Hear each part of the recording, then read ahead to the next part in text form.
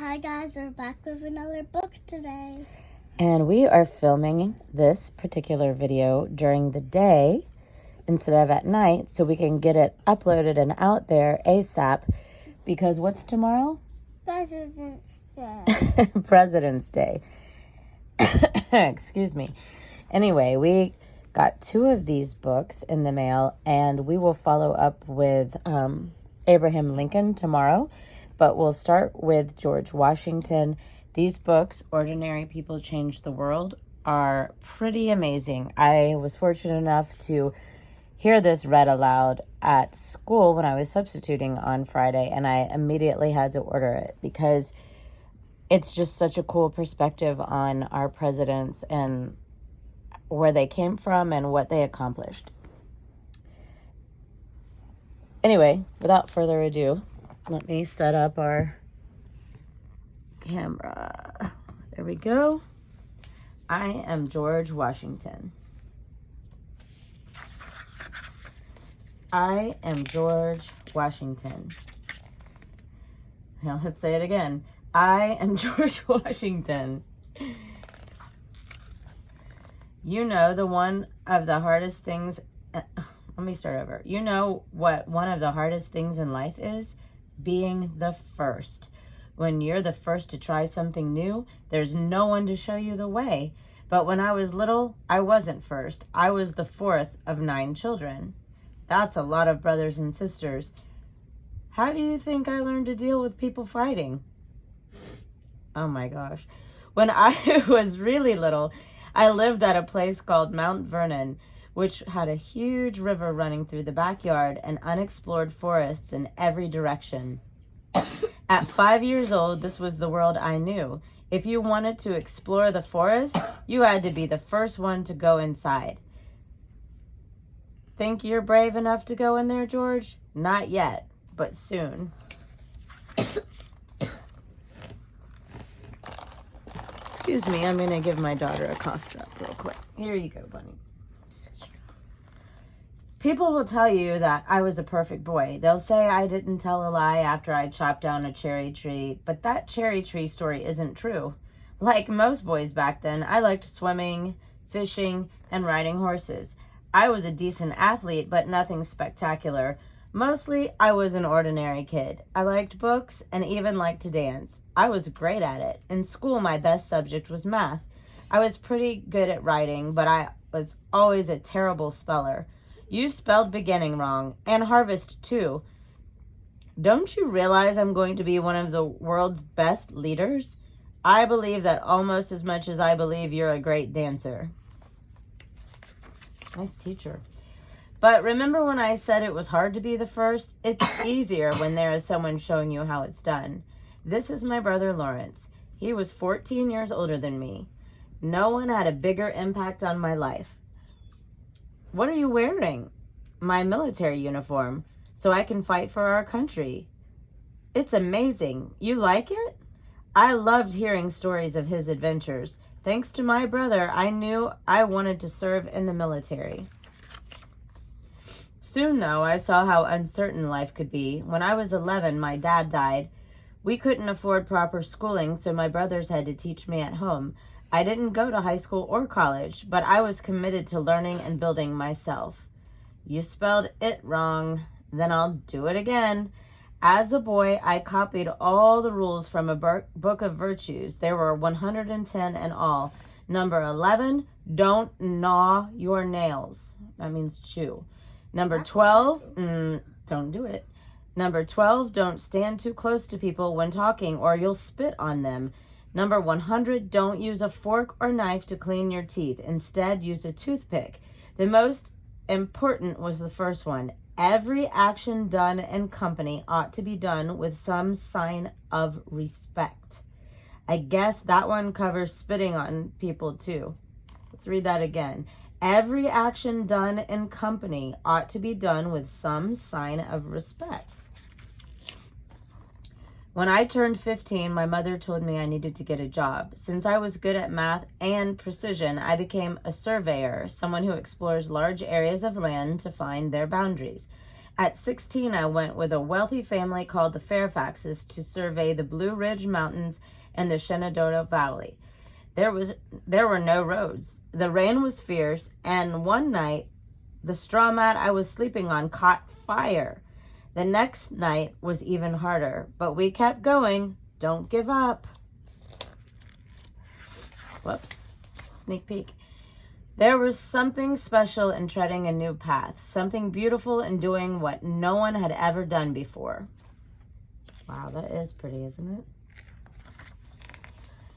Just being around Fairfaxes changed my life. They helped me get work. I observed how they lived, how they dressed, and how they ate. I even learned how to properly... He really does like to dance. Dance? That wasn't a joke. I was a great dancer. At the Fairfaxes, I ate with fine silver and beautiful china. At home, I ate with sticks at a fire. It was as if I was living in two worlds, but to me, both were equally important. You know you can eat with the rich folks every night. Yes, I know. When I got older, I joined the military. In my first big battle, I was on the British side, fighting against the French and Native Americans. I was nearly shot 4 times. 4 musket balls ripped through my clothing, but nothing could stop me. While others were screaming, I raced across the battlefield, keeping people calm. We lost the battle, but I became the commander of all the Virginia's fighting forces. At the age of 23, I ran for office. To be a member of the House of the Virginia Legislature, I lost. That's right, I lost. It didn't stop me. I tried again.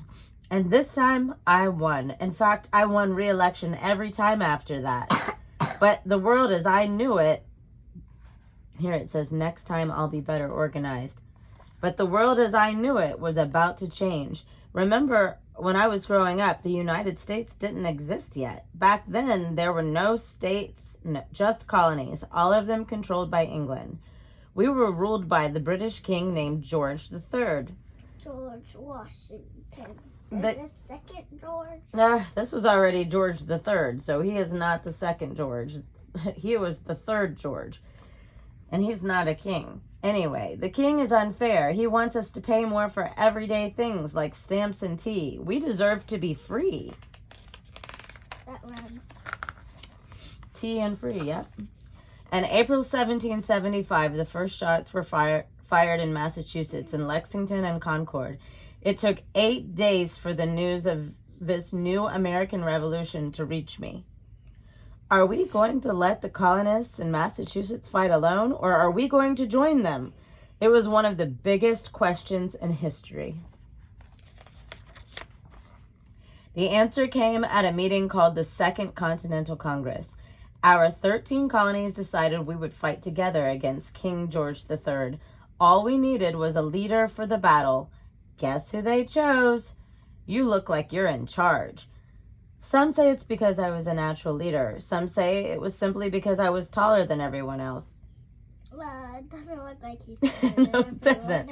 But let me tell you a secret. I was the only one wearing a military uniform. It wasn't an accident. On that day, I came ready to lead, ready to do the job, ready to be the first. George. Was it easy to be in power? Never. Our side didn't have enough food, clothing, or weapons. Their side was well fed and well armed. Our side didn't have trained soldiers. We were farmers and fishermen. Their side was the greatest fighting force in the world.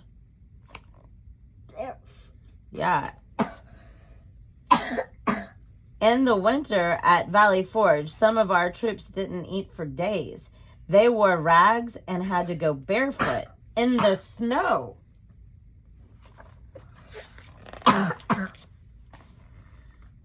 So how'd we win? We were smarter. We wrote plans in invisible ink so the British couldn't read them. Cool, right? Invisible ink. My code name was 7-Eleven. Secret meeting with 7-Eleven. Well, that's how we know what the gas station was called. You think? We were sneakier. We launched surprise raids. George Washington. We were sneakier. We launched surprise raids like this one where we crossed the Delaware River. But most important, we wouldn't give in.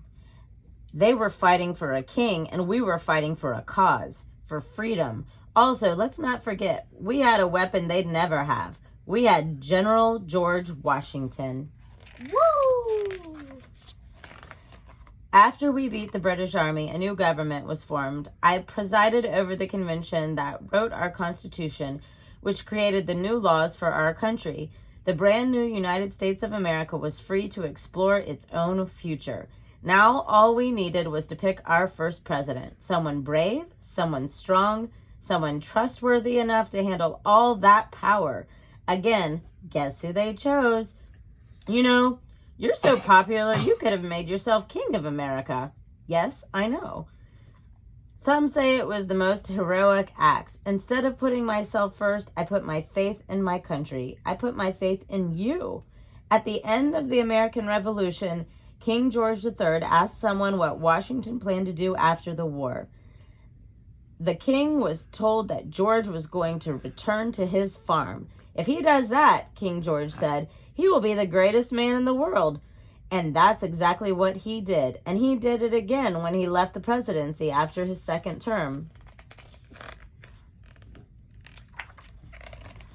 In life, there are many ways to lead. You can be a quiet leader, a tough leader, a bold leader, but leadership isn't about being in charge. It's about taking care of those in your charge. That's my favorite part of this book. In life, there are many ways to lead. You can be a quiet leader, a tough leader, a bold leader, but leadership isn't about being in charge. It's about taking care of those in your charge. When you're in a position of power, always look out for those who put their faith in you, and always forge your own road, because sometimes the most important trail is the one no one has ever taken before. When you do those things, you will clear a path. That will lead the way for others. Every year we still celebrate his birthday, President's Day. It's a national holiday. He's got the only state named after a president. He was even on one of the country's first postage stamps. People think he wore a wig, but he never did. He powdered his hair white, which was the style back then. I just like that he wore fake teeth. They weren't made of wood, though. They were ivory. Gross. You can see them at Mount Vernon. First in war, first in peace, and first in the heart of his countrymen. Leadership doesn't come from charisma or personality. It comes from courage. The courage to do what's right, the courage to serve others, and the courage to go first. I am George Washington. Today they call me the father of our country. I had the courage to do what no one's done before. I hope I shall always possess virtue enough to maintain the character of an honest man. George Washington.